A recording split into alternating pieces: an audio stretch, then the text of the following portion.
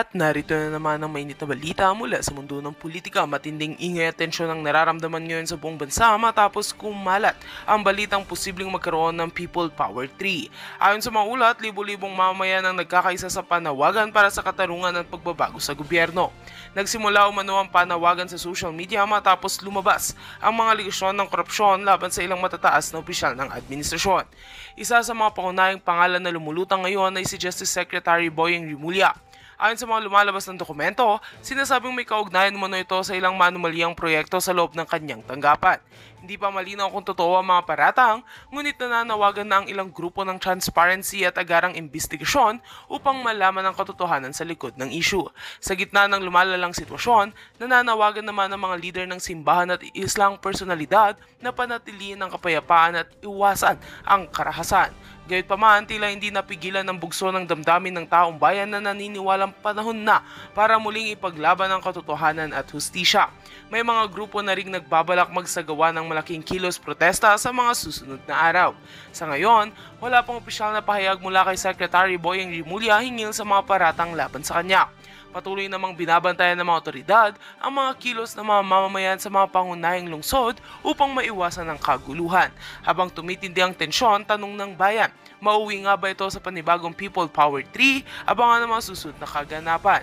At yan nga ang mga balitang ating pagkakatutukan, at kung bago ka pa lamang sa aking channel ay huwag kakalimutang mag-like, share and subscribe para updated ka sa mga bagong balita dito sa Tatak Pinas.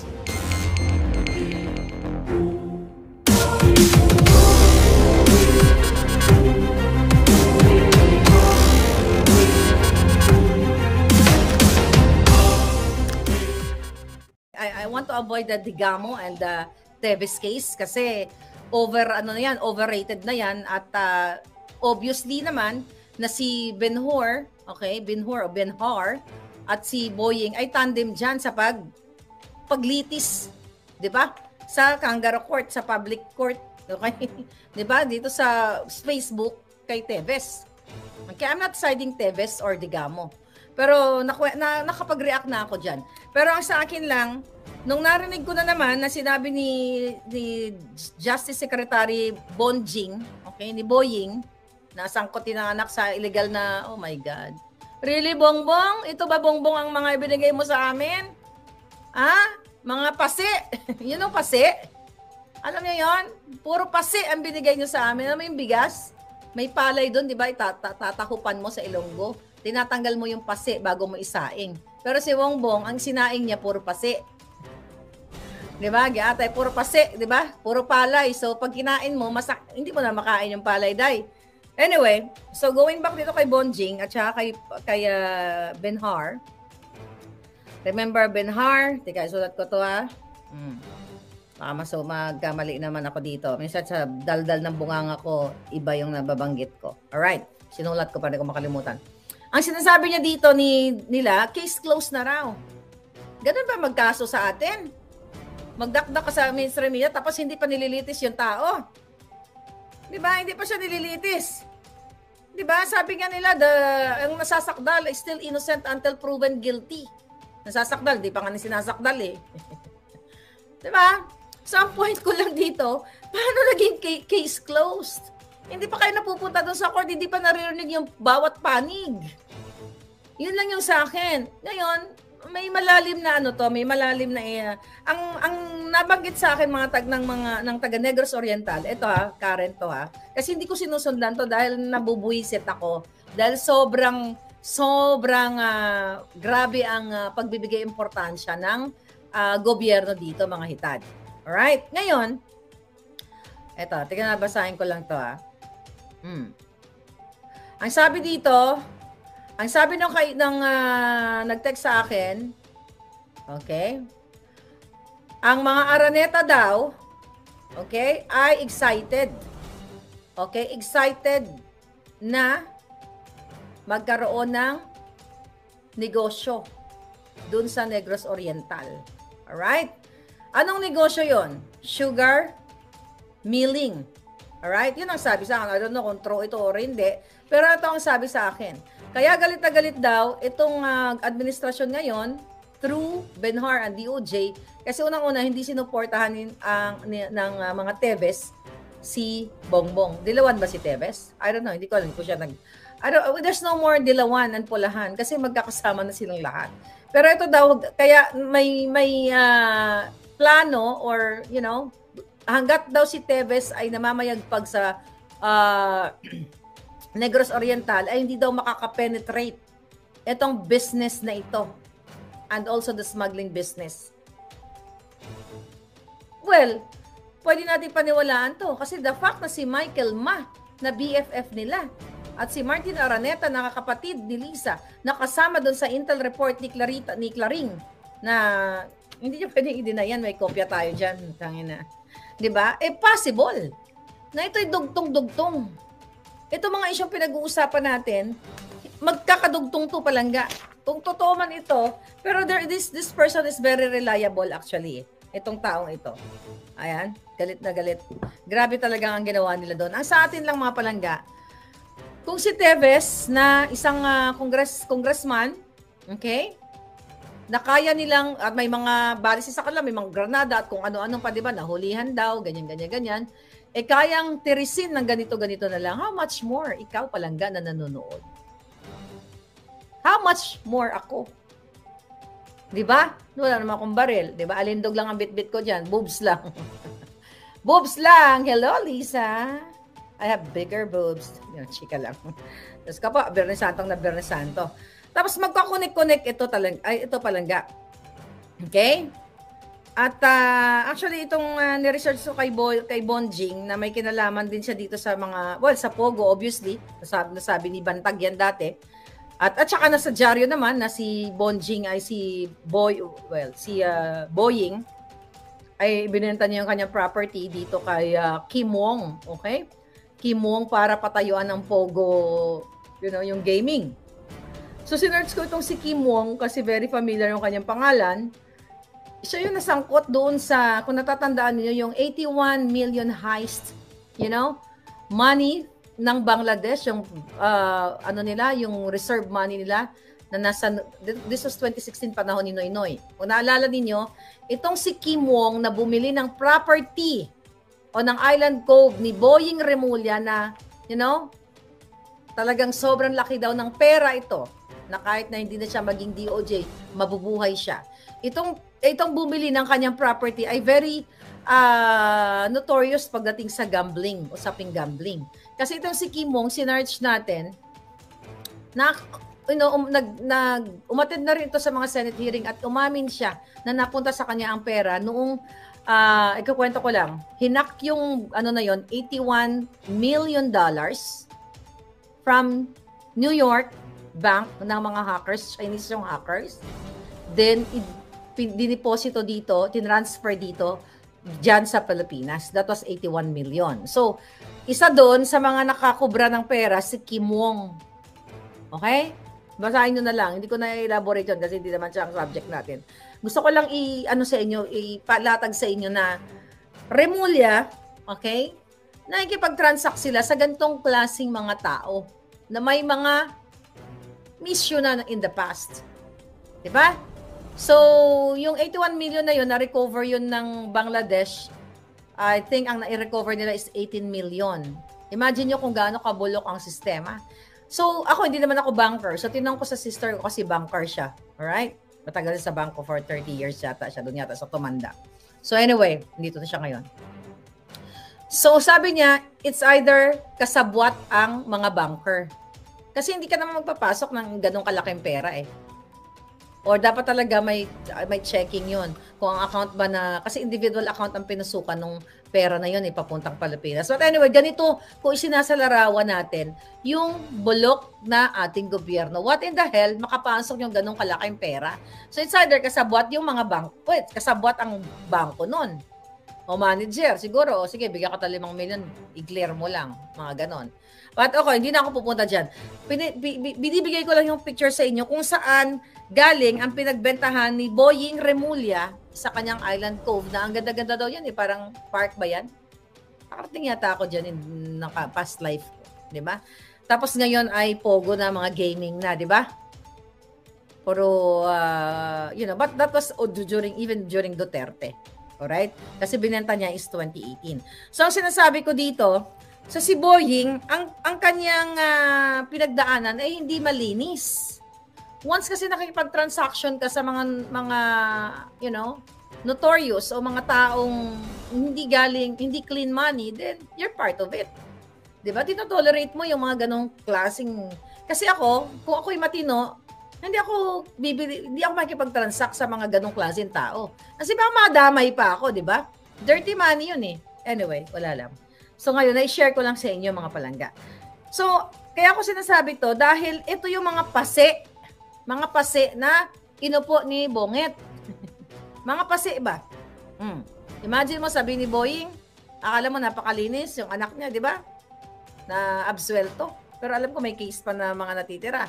Then nalala nyo kung paano idiin din si Bantag. Kumusta na ba si General Bantag ngayon? Di ba? Ang sabi niya noon, at large si Bantag nagtatago. Eh, hindi naman totoong nagtatago. Di ba? Oh, doon pa lang.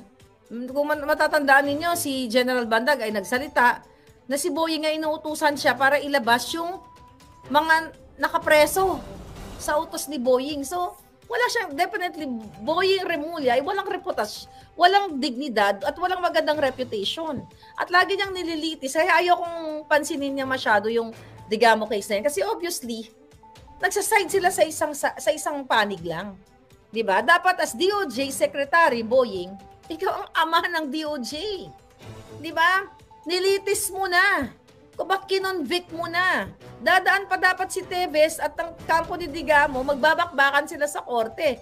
Pagtatagol niya yung sarili niya hanggat kaya niyang ipagtanggol yung sarili niya, then to-convict muna siya bago mo sabihin close case na.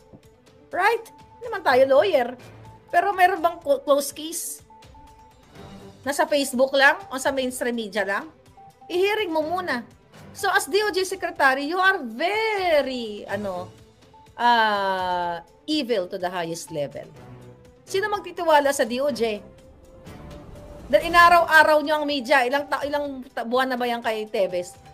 Bongbong, inaraw-araw nyo. Of course, may bas-bas mo to. Ang dami mga importanteng issue. Oy, mainstream media, traditional media. Tutukan nyo yung smuggling at hoarding.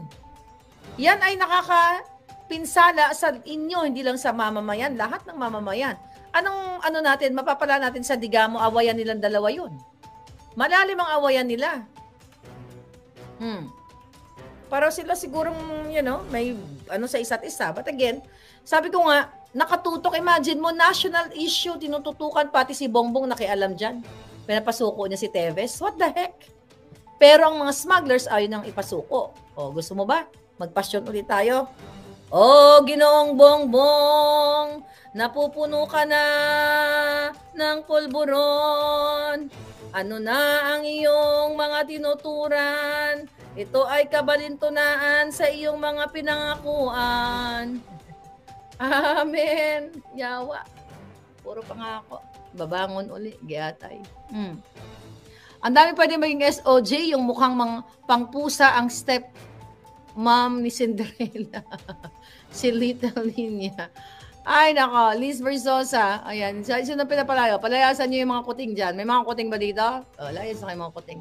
Magnilay kayo. Magpenitensya kayo. Diba? Kanino rom, panty rom, ang napalirom, sa bintana rom. Amen. Alam nyo yun? Ilonggo lang nakakaalam yun. Ang ibig sabihin nun. Ay, naka mga kwentong kutsero ni Lola Maharlika nung kabataan. Wag amen ngiwi daw, sabi ni. Hindi, yawa. Oh, di ba? Nang isa ka damang, nang isa ka sa sanga, nagabot ang ulan, nabasa siya. Basang-basa sa ulan. Asa ba si Vanessa? Diyan ba si Vanessa? Grabe, This government is, walang patutunguhan tayo palangga. Ang DOJ mula kay Aguirre at Remulla, wala ng dignidad. Di tao ang pinaglilingkuran, kundi presidente lang nila, sabi ni Lita Solognon Hobilia. Okay. Sabi ni Bigga Warp, Supreme Court is a collegial body. It decides by consensus. But the hitad Boying is acting like as if pseudo Supreme Court, DOJ Secretary na exactly, Palangga. Kaya nga masarap talagang ipalit doon kay yung mga nagpapako doon sa cross. Dapat sila yung mga dapat sila yung ngayon sa Bernie Santo Sila yung nandiyan dyan. Ayan. Si Manny yung sinuportahan ni Teves, sabi ni Angelita Lagunsan. Okay, thank you Palangga. Si Dodong Manny, tahimik naman si Dodong Manny. Hindi na natin bubodyakin kay tahimik man si Dodong Manny, no? Pero recently, parang nagbibinata si Dodong at saka si Jinky para mga 16 nagkikis-kis din sa social media. Giatay, kailad, oy. Kailad, parang yung yung nanay ni Vanessa ba na hindi kamao mag-Bisaya at mag-Tagalog. 'Di ba? Nabudol na naman ng 31 million, sabi ni Nona. Ayan. All agencies of the government may kita na dapat sa tao na pupunta, sabi ni Lourdes Torres. Okay, yes, Palangga. Correct. Yeah. Si Casey Ken na nagmamaganda. Ayan. At bago kayo magmaganda lahat, mga taga-UK, okay? Europe, America, Canada, mag-download muna Palangga ng Sendwave app. Huwag mong kalimutan ang Maharlika code na promo code para magkaroon ka ng $10 free credit. At may promo this month. Ayan ang promotion ng lola ninyo. Ayan. At by the way, sa lahat ng mga nasa Jamaica, kung si Pebbles ay merong ensimada sa Pilipinas, ay meron din tayong ensimada by Maharlika. Hindi ako gumawa, yung friend kong expert na chef at nanalo sa contest and everything. Later on, ipipresent ko sa inyo. Pwede kayong umorder online ng ensimada, di ba? Masarap na ensimada, hindi yung mga ensimadang utak ensimada. But anyway, I will update you, pero excited ako sa aking ensimada. Maharlika ensimada. Di ba? Mayroon ensimada ako. Kalain mo yun. Ayan. Hi, Biggs Biluan. How are you? Sagdi lang nang mag-kiss-kiss si Dong Mani. Sabi ni Sweet Moji, sagdi lang nang mag-kiss-kiss si Dong Mani o Jinky. Relevant naman. Oo nga, nag-kiss-kiss sila Palangga. Alam mo naman ako, minsan naapektuhan ako nag-kiss-kiss kasi, pag wala akong kakissing scene, no? Just kidding. Hindi, kasi parang 16 years old ng mga hitad. Diba, mga anak na lang dapat nila mag-kiss-kiss. Hindi man sila 16. Oy, ang dami ngayon na gano'n, no? Nagpapakyut din sa Facebook, sa social media, yung mga tiguwang na ba, nag-kiss-kiss, wala nang ngipon, mga iba. Wala nang ngipon, mga hitad, nag-kiss-kiss ba? But gano'n talaga ang pag-ibig, diba? Wala daw sa edad ng pag-ibig. Okay, fine. Diba? Wala tayo magawa dyan. Giatay, nag-kiss-kiss na mga, nila, pototoy. Alright. Dito ako sa Hong Kong, sabi ni Vanessa. Okay, thank you, Vanessa. Okay, si Mel B. Alright. Sabi ni Loretta, Tim-Timan, Madam, help niyo po ang Pilipino kung paano natin i-impeach si Budol and Smag. Palangga may right person to do that. It's not me, definitely. Alright? Darating siguro ang panahon, depende sa performance nila. But it's not me to do that Palangga. Me, may duty para sa inyo is kuda lang ako dito. Lahat ng mga nire-report ng babaeng ng ating puting ahas, i-share ko lang sa inyo. But again, katuwang ninyo ko para sa pagmamatsyag, okay?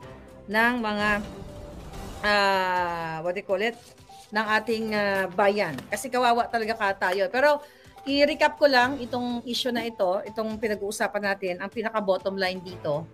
Pakita natin uli. Wala na. But anyway, yung pinapagawang resort ng First Family dyan, tulungan nyo ako sa San Fernando, La Union. I-message nyo ako, balitangmaharlika@gmail.com or you can message me here kung picturean nyo, whatever, para may pakita natin. Kasi dapat transparent. Kasi kung pera nila yan, pera nila. Pero sabi ko nga, jobless si Bongbong 6 months. Saan kuha ng pera sa donation? Pwede, possible. Pero kung may tumimbre sa akin na kumukolekta si Lisa sa PAGCOR at pinoprotektahan niya si Michael Ma at may pinapanalo sila sa PCSO, you connect the dots. Hindi ako magde-decide para sa iyo Palangga. You use your senses. Di ba may kantang gano'n? Ano yata yun? Si Britney Spears. Alright. So anyway, this is your Lola Maharlika. Isang oras na palang kita. Di ba? Magpenitensya muna tayo. Well, di ba? Sa atin na naman, di tayo kakain ng karne, di ba? Pero dito Thursday pa lang Palangga. Kahit yung karne na yung favorite yung karne, huwag nyo mo nang kainin. Pero it's really up to you. Sorry, after Hindi ako, na anong ako pupunta kami kayo dyan. ninyo, basta ka mag-isda lang muna Binibigay si ko lang Inday yung picture sa inyo kung o kaya saan mag-sardinas ako, galing wala ang pala kaming pinagbentahan isda. ni Boying Tutuyot na lang Remulla muna. sa Anyway, kanyang this is your island Lola home. Maharlika Ganda-ganda daw yan eh, parang from park ba yan? California. Parating yata ako dyan in past life ko, di ba? Tapos ngayon ay pogo na mga gaming na, di ba? Puro, but that was even during Duterte. Alright? Kasi binenta niya is 2018. So, ang sinasabi ko dito, sa si Boying, ang kanyang pinagdaanan ay hindi malinis. Once kasi nakikipag-transaction ka sa mga notorious o mga taong hindi clean money, then you're part of it. Diba? Tinotolerate mo yung mga ganong klaseng... Kasi ako, kung ako'y matino, hindi ako makikipag-transact sa mga ganong klaseng tao. Kasi baka madamay pa ako, di ba? Dirty money yun eh. Anyway, wala lang. So ngayon, na-share ko lang sa inyo mga palangga. So, kaya ako sinasabi to dahil ito yung mga pase na inupo ni Bonget. Mga pase ba? Imagine mo, sabi ni Boying, akala mo napakalinis yung anak niya, di ba? Na absuelto. Pero alam ko may case pa na mga natitira. Then nalala nyo kung paano idiin din si Bantag. Kumusta na ba si General Bantag ngayon? Di ba? Ang sabi niya noon, at large si Bantag nagtatago. Hindi naman totoong nagtatago. Di ba? Doon pa lang. Kung matatandaan ninyo, si General Bantag ay nagsalita na si Boying ay inuutusan siya para ilabas yung mga nakapreso sa utos ni Boying. So, wala siyang, definitely, Boying Remulla ay walang reputasyon, walang dignidad at walang magandang reputation. At lagi niyang nililitis. Kaya ayokong pansinin niya masyado yung Digamo case na yun. Kasi obviously, nagsaside sila sa isang panig lang. Diba? Dapat as DOJ Secretary, Boying, ikaw ang ama ng DOJ. Diba? Nilitis mo na. Kubak kinonvict mo na. Dadaan pa dapat si Teves at ang kampo ni Digamo, magbabakbakan sila sa korte. Pagtatagol niya yung sarili niya hanggat sa kaya niyang ipagtanggol yung sarili niya, then kukonvict muna siya bago mo sabihin close case na. Right? Hindi naman tayo lawyer. Pero meron bang close case? Nasa Facebook lang o sa mainstream media lang? I-hearing mo muna. So as DOJ Secretary, you are very, evil to the highest level. Sino magtitiwala sa DOJ? Dahil inaraw-araw nyo ang media. Ilang buwan na ba yan kay Teves? Bongbong, inaraw-araw nyo. Of course, may bas-bas mo to. Ang dami mga importanteng issue. Oy, mainstream media, traditional media. Tutukan nyo yung smuggling at hoarding. Yan ay nakakapinsala sa inyo, hindi lang sa mamamayan, lahat ng mamamayan. Anong natin, mapapala natin sa Digamo, awayan nilang dalawa yun. Malalim ang awayan nila.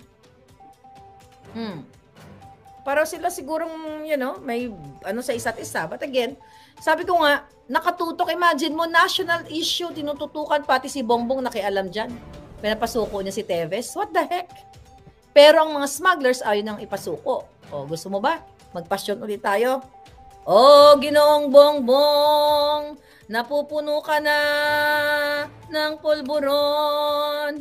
Ano na ang iyong mga tinuturan? Ito ay kabalintunaan sa iyong mga pinangakuan. Amen. Yawa. Puro pangako. Babangon uli. Giatay. Ang dami pwede maging SOJ, yung mukhang pangpusa ang step mom ni Cinderella. Si Little Linya. Ay, nako. Liz Versosa. Ayan. Sino pinapalayo? Palayasan nyo yung mga kuting dyan. May mga kuting ba dito? Layas na kayo mga kuting. Magnilay kayo. Magpenitensya kayo. Diba? Kanino rom, panty rom, ang napalirom, sa bintana rom. Amen. Alam nyo yun? Ilonggo lang nakakaalam yun. Ang ibig sabihin nun. Ay, naka mga kwentong kutsero ni Lola Maharlika nung kabataan. Wag amen ngiwi daw, sabi ni. Hindi, yawa. Di ba? Nang isa ka damang, nang isa ka sa sanga, nagabot ang ulan, nabasa siya. Basang-basa sa ulan. Asa ba si Vanessa? Diyan ba si Vanessa? Grabe, This government is, walang patutunguhan tayo palangga. Ang DOJ mula kay Aguirre at Remulla wala ng dignidad. Di tao ang pinaglilingkuran kundi presidente lang nila, sabi ni Lita Solognon Hobilla. Okay. Sabi ni Bega Warp, Supreme Court is a collegial body. It decides by consensus. But the hitad Boying is acting like as if pseudo-Supreme Court, DOJ Secretary na exactly palangga. Kaya nga sarap talagang ipalit doon kay yung mga nagpapako doon sa cross. Dapat sila yung mga dapat sila yung ngayon sa Biyernes Santo Sila yung nandiyan dyan. Ayan. Si Manny yung sinuportahan ni Teves, sabi ni Angelita Lagunsal. Okay. Thank you, palangga. Si Dodong Manny, tahimik naman si Dodong Manny. Hindi na natin bobodyakin kay tahimik man si Dodong Manny, no? Pero recently, parang nagbibinata si Dodong at saka si Jinky para mga 16 nagkikis-kis din sa social media. Giatay, kailad, oy. Kailad, parang yung yung nanay ni Vanessa ba na hindi kamao mag-Bisaya at mag-Tagalog. 'Di ba? Nabudol na naman ng 31 million, sabi ni Nona. Ayan. All agencies of the government may kita na dapat sa tao na pupunta, sabi ni Lourdes Torres. Okay, yes, palangga. Correct. Yeah. Si Casey Ken na nagmamaganda. Ayan.